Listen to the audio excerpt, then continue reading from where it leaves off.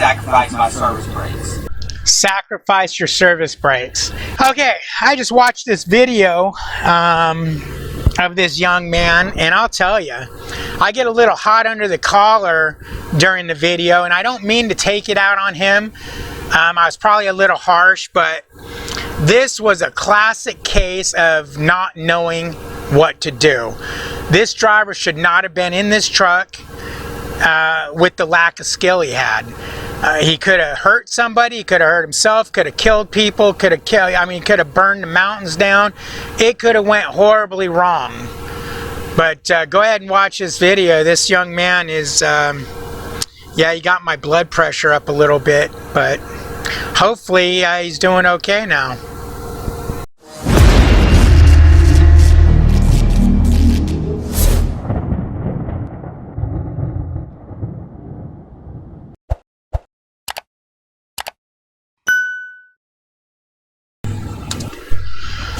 Okay, welcome back to the channel. Looks like I may be up and running after all. We'll see. This is our test with the new camera. We just went out and bought a $30 webcam. Let's see how this does. Let's get started on this video. Remember, I'm David H. I'm your host. Like, comment, subscribe, ring the bell. Trucking with David H. on Facebook. We've got a Prime driver here. This is my test video. It's going to be quick, dirty, raw, because it's the raw truth. My first month at Prime Inc. has been terrible, the raw truth. Now, let's open up this video, see what it is. Somebody here at isn't it amazing the guy's only been at Prime for a month, he's already got a YouTube channel? What is going on, guys? I'm Christopher Speaks. That's like a prerequisite to be at Prime. Speaks about trucking. Dude, you don't know how to spell. You got some misspelling going in there. Warning. The views expressed in this video are not meant to offend anybody. These videos have been collected from various platforms. We don't have any rights over these videos. These videos are my reactions and opinions. If you are really sensitive, this channel may not be meant for you. So something that wasn't a lie. My first now finished a month with Prime, a little bit over a month. Okay. But this first month has been rough, to say the least. Why is that? So to get right into it, week one, I'm parked at a Walmart, DC, in Houston, Texas. And I am in the back, I'm talking about wheels. Walmart has a new policy where they let you take a picture of the wheel with the chalk, the door, and with you separated from the trailer. Okay. And so while I'm back there, dude is backing in into the spot to my left. My back is turned to him, I can't see what's going on. Never turn your back on a truck. Never turn your back on a truck that's backing in next to you. You got to be out of your mind, bro. And oh yeah, this ain't Josh video, so I'm done with the bro. The whole bro thing was for Josh's purpose only. Walk back to my tractor. He started getting really close to my tractor, and I start yelling. I'm like, yo! And he hits my tractor. It's mainly just cosmetic damage. I'll put a little video up in there to kind of show you what it looks like. It's nothing serious. It's nothing that needed repairs or that was gonna put me out of duty, like out of service. But spent my whole time, spent like 4 hours dealing with him, claims with Prime, and then also the police, because after he hit me, he got out of his truck and to check on the damage, and then he walked back to his truck, and as soon as he parked, I said, hey yo, I'm gonna need your information, because my company, we need to like file a claim about this. Right. And he said, he's getting like very belligerent, he's cursing at me, he's saying, no, I didn't hit you, yeah, get out of my face. So, you know, brand new driver, this is my first solo load. Your first solo load, you're a brand new driver, it's your first month of trucking, and you think it's smart to have a YouTube channel and document all your mistakes so Prime can see your mistakes. I don't know what your channel is about, but why is it that Prime drivers, they go to Prime and they got to start a YouTube channel like the day one? You see them doing it all the time. They're on YouTube during training instead of training. What is the deal with that? Now you're probably gonna say, but David, you were a Prime driver and you had a YouTube channel. I waited over a year before I started a YouTube channel. I was always planning on having a YouTube channel because it looked like fun. Hey, that might be something fun to do when you're bored and whatnot. But I would never have started it day one when I need to learn what I'm doing in training. And then when I got my own truck, last thing I needed to do is sit and be worried about doing videos while I'm still learning how to truck. That's just me though, and look at this. I can move around all I want while the video's playing, and it works good. Receiving office at the Walmart, and I tell them, hey, I just want to let you guys know that the police will be showing up here. And they're kind of freaking out. They're like, yo, what happened? What happened? And I'm like, well, the person to my left in the door next to me hit me, and he's refusing to give me any of his information. And yep, I'd have called the cops on him too. This is a brand new truck. Like, really not even a speck of dirt on it yet. And now the whole left side has got scratches. I know I'm going to get blamed for that, so I'm going to make sure I cover my assets and get the right parties involved. So after arguing with him, the Walmart sends an employee out to try to deal with it, but in my head I'm like, he ain't going to listen to me and give me his information. Why would he listen to you? I mean, yeah, absolutely, man. The guy's being belligerent and all that. I'd have called the cops immediately too. Said, you need to come down here because there's going to be a murder over here at Walmart, DC. Back to Walmart, but I mean, you have no power of authority other than you just saying, hey, we're going to reject your load if you don't give me the information. But he can easily do that. He's an owner-operator. He was rejecting, now he got away with a hit and run. And I wasn't going to tolerate that. And so I called the police. Luckily, they get there really quickly. And then this dude argues with the police officer for about an hour. It takes this cop an hour to finally get his information, with the dude cursing at him, doing all a bunch of hand movements, and being all belligerent with him. And this cop was heading home when he got the call. He told me that. He's like, man, I was heading home, so part of me is like, I wish that cop would have handled it better and would have done some more other than just give me his information and say, well, since it's happening on private property, there's not much we can do. That's all he can do. On his way, I wish he would have done more, but like what? I get it. I got done working a 12-hour shift down the road. Completely understandable. But still wish he could have done more. So that was week one. And then week two, I started having alternator issues. My truck, my voltage on my truck is like skyrocketing to like 20 volts. Wow. Which, if you're not familiar, I have a Peterbilt and the max output. Surprise, surprise. Peterbilt breaking down on week two. It's supposed to be doing like 14.2. And so when it jumped... That's okay, man. In about your week, I don't know, what do you got? 4, 8, 16, 32, maybe.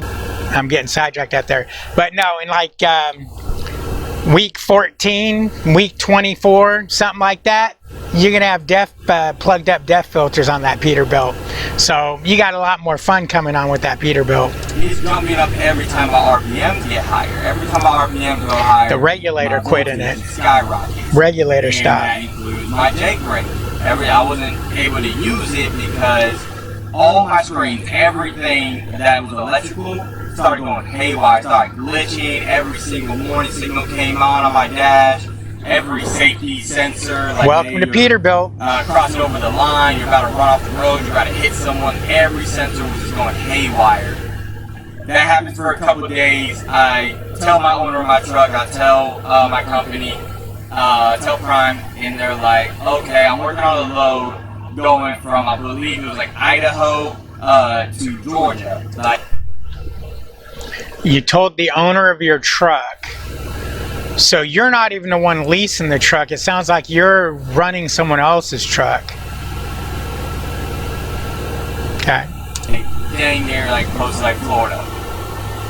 And so it was a good load. I wanted those miles. I was like, hey, I mean, if nothing serious is happening right now, so let me drop this load off and then I'll go to a Peterbilt shop and get it looked at.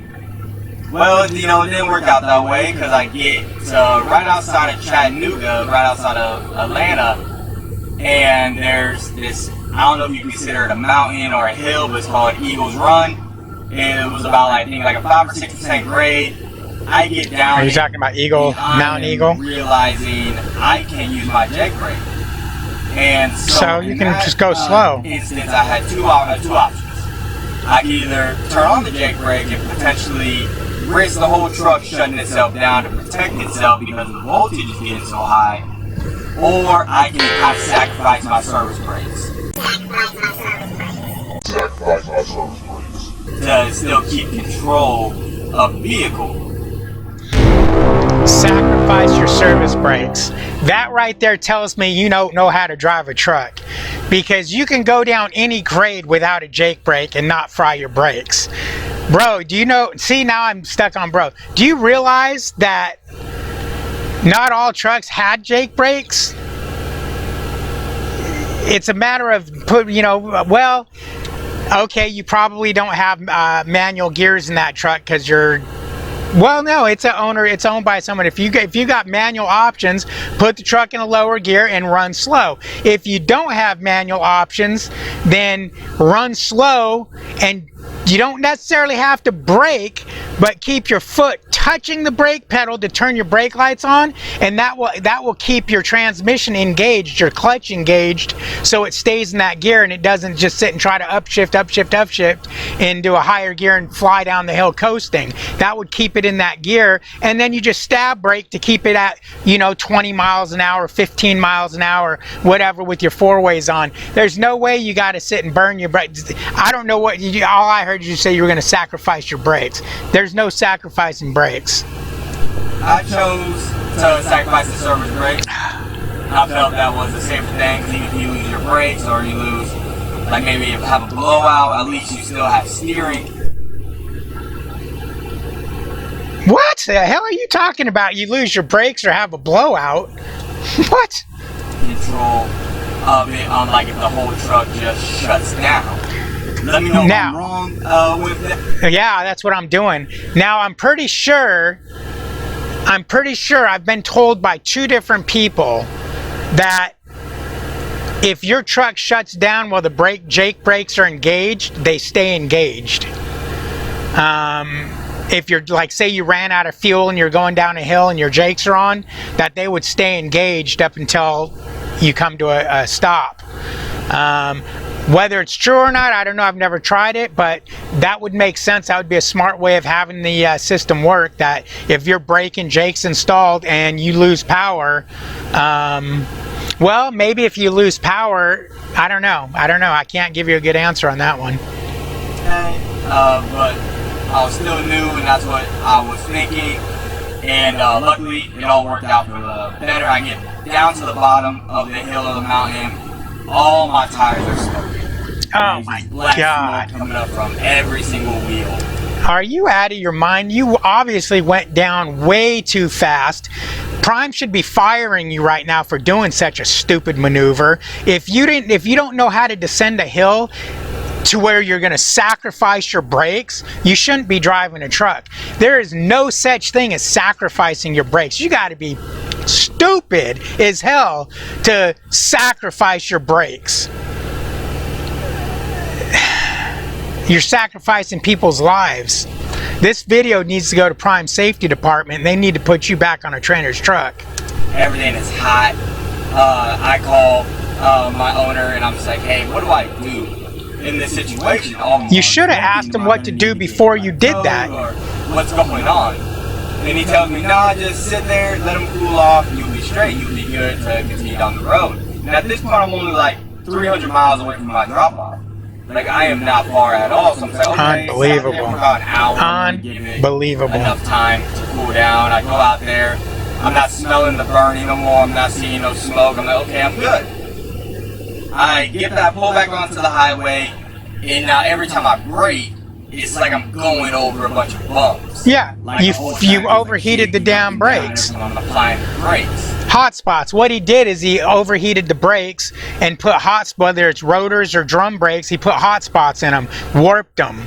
You know, so now when he brakes, his pedals are hitting the warp spot or the hot hardened spot, and it's making the brake pads, either the brake pads pulsate or it's making the brake shoes, you know, pulsate on that drum.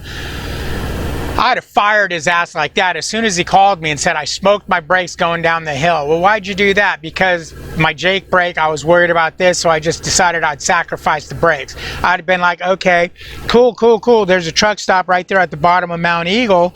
Go ahead and pull into that truck stop, shut her down. I'll be right there. And that would have been the last second. He'd have been out of my truck.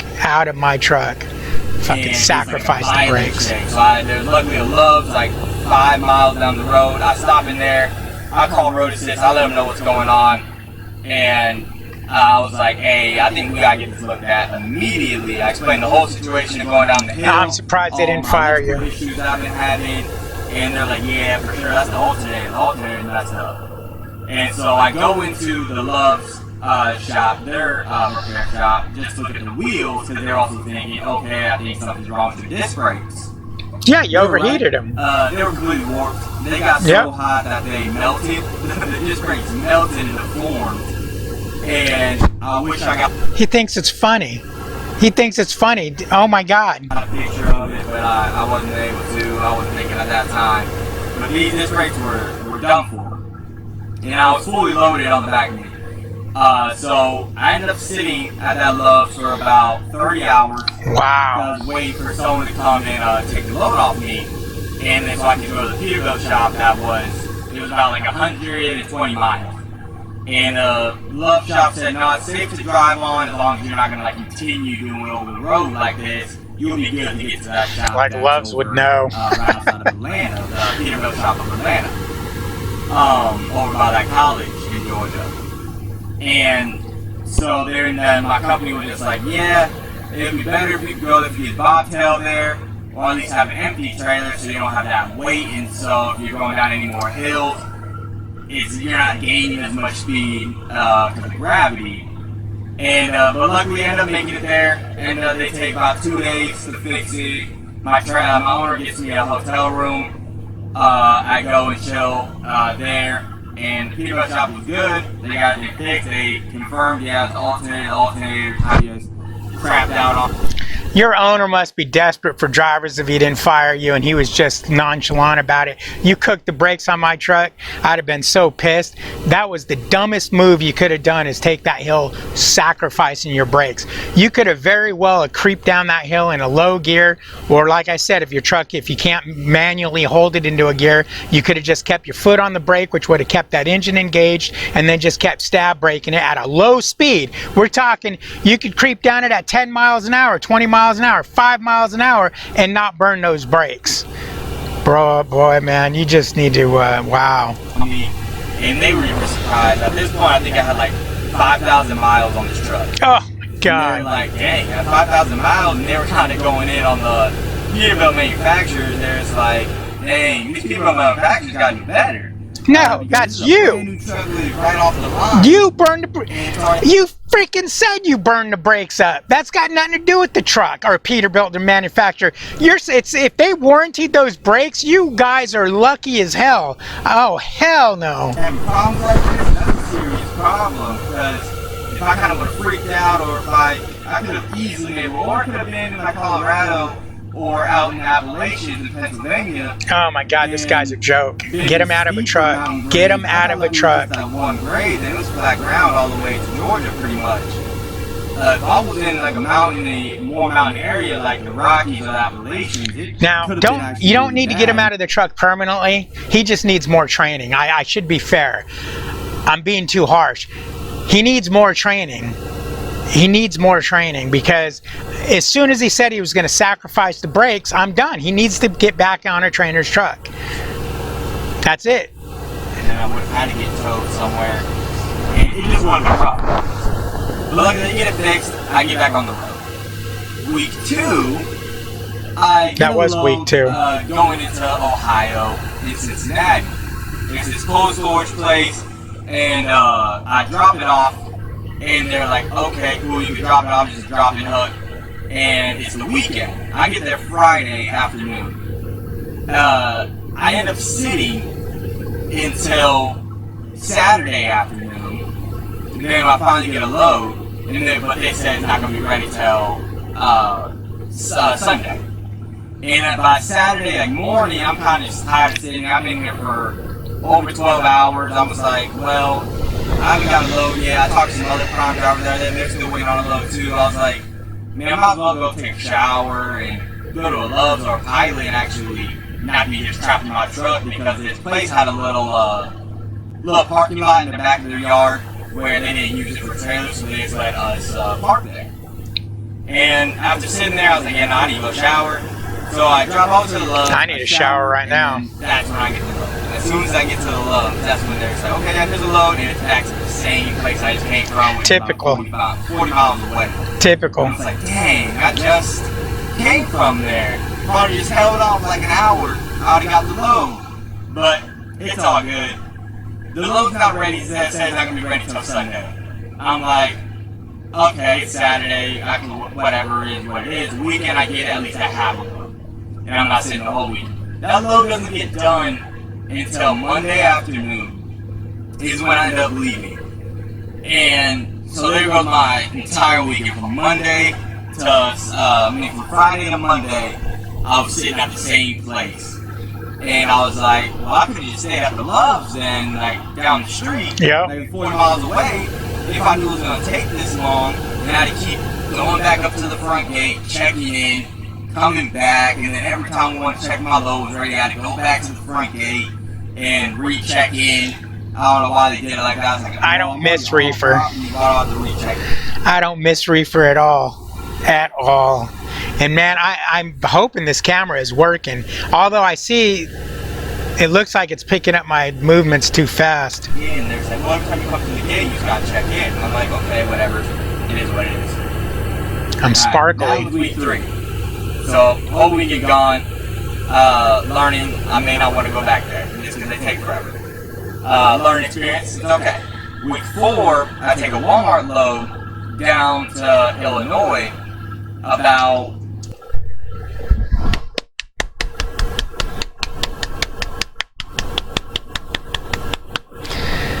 pet peeve of mine.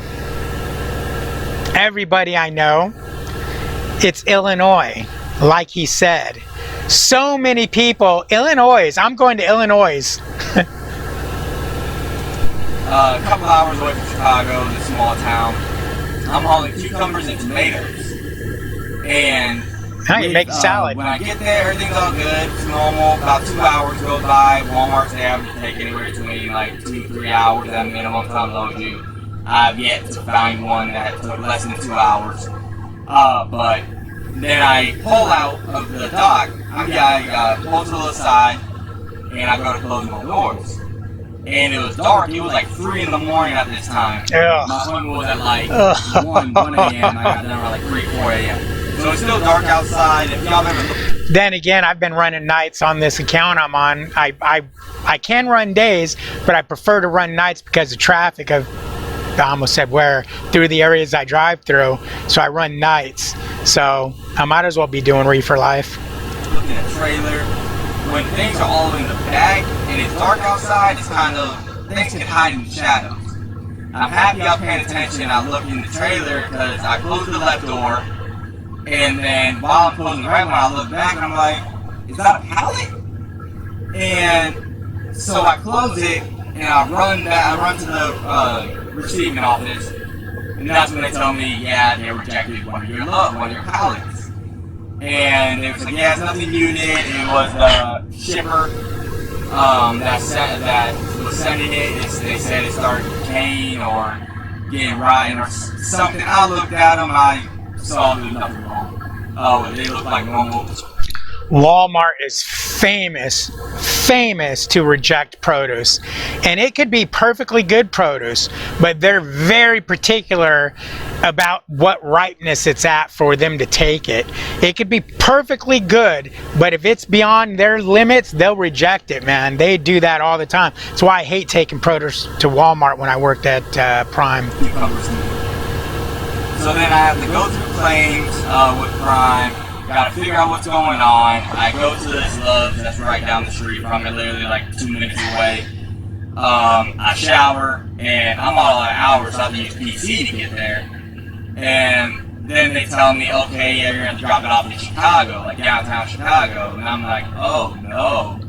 I'm like, I've never driven it. This is the first time me driving like downtown Chicago, and I was like, I'm not looking forward to it. So I visited Chicago, but I've never driven an 18-wheeler there, so it was not a fun time. And I ended up getting there, and it was this food bank place. I don't know what it is, but another little short video that I did where I ended up waiting there for almost 13 hours. Wow. Because I had no appointment, so they pushed me all the way to the end. Got there around like 5 p.m. Wow. I don't miss 6 a.m. miss reefer. No, I have one pallet. I'm just like, I get you guys have a schedule, and I get you guys are trying to get the trucks loaded and unloaded in the time that their appointment time. Well, think about it. You only have one pallet. Now, what if they would have just, I'm waiting in line, I'm next. And what if they just said, hey, hold on. This guy's coming in with one pallet, and I've been sitting there all day. Now, it's a bad example because at one of the locations I delivered to, I had eight pallets on, and a truck pulled in that only had 3 pallets on, and they put them next to me, but they were starting to unload me already, and they stopped. Well, it takes these guys like an hour to take 3 items off. And after about an hour or so, I went in, I was like, I'm just curious, you stopped? Like, oh yeah, the truck next to you, he's only got a couple pallets, so we're taking him off first. And I didn't get mad. I was like, okay, that's cool, it is what it is. But for the most part, if someone's been waiting there all day and then you come in out of the blue and just back right in, it's gonna create a problem. So unfortunately, you're just gonna have to wait your turn. Mine's one pallet. Like, wait your turn. Take you 2 minutes. Have me just pull into a door in between someone that's like leaving and someone's got back in. Just let me get in there real quick. But if you're a typical Prime driver, you'll take 20, 30, 40, 50 minutes to get into that door. I'm just messing with you guys, Prime. Before we grab that one pallet, boom, you out of there. Let me pull off, close my doors, and then I will gladly, you can go wait in your little waiting area until your paperwork's ready. But it's like, goddamn, you're sitting over in the waiting area for like 5 hours, and they have me sitting in the door docked for about like 6 hours. Wow. Like 6, 7, 8 hours around. It was a while. And then I called them like 3 times. At this point, I haven't had nothing to eat. So I called them to try to order some food. But I ended up not being able to do that because they said, oh no, you're next. You're next to get unloaded. This is at like 11, maybe like 10 p.m. And I'm like, okay, then. And time goes by, it's like 3 a.m. at this point. I called again. I was like, hey, what's going on? They said I was next. I've been back in the door for a minute now. What's going on? And they're like, oh, yeah, you didn't have an appointment. So, yeah, we'll push you all to the end, so we'll get to you when we get to you. And I'm like, okay. I'm in the door, just take it. And luckily, they get out of there next morning. They get a load going to Wisconsin. Picking it up in Wisconsin and taking it to, where did I take that to? Not important. I can't remember where I took it to, but I'm picking it up out of Wisconsin. I know that. But yeah, so that's been my first month with Prime. But none of those situations, nothing that's happened to me in my first month has really anything to do with Prime. None of it's Prime's fault. Prime doesn't choose how long shippers and receivers take to load you or unload you. They don't control. Here's the Prime Kool-Aid. What they take. They don't control who's parking in next to you and doesn't know what they're doing or doesn't want to get out and look. And they can't control how a truck manufacturer made the truck. They didn't do nothing wrong when they made the truck. You admit you burned the brakes up because you sacrificed the brakes going down a hill with no Jake brake, which you should have been able to do no problem. No problem. There's actually a video on YouTube somewhere where a Stevens driver and his trainer are getting yelled at by a cop because the trainer is teaching the Stevens driver, it's part of the training at Stevens, to go down a steep hill without a Jake brake. And they're going really slow, so the cop's like, what are you guys going so slow for? Da da da da. You can, man, I don't even, oh man. All out of Prime's control. It's Prime's fault for not training you, so it is Prime's fault. They need to do something with their training program to where after training, they check boxes. Do you know how to do this? Yes or no? Okay, here's a sample. Here, do a pre-trip. Here, do not a pre-trip, a pre-plan. Explain to us how you descend a mountain. Explain to us how you figure out what time you're going to get to your shipper or receiver. Explain, you know, show us scenarios. Not just throw you through training, throw you in the truck, and then hope to God you're able to do it. Because you didn't do it. You could have killed somebody. You could have killed yourself. I mean, that was bad. All right. And that's this video. Thanks for watching.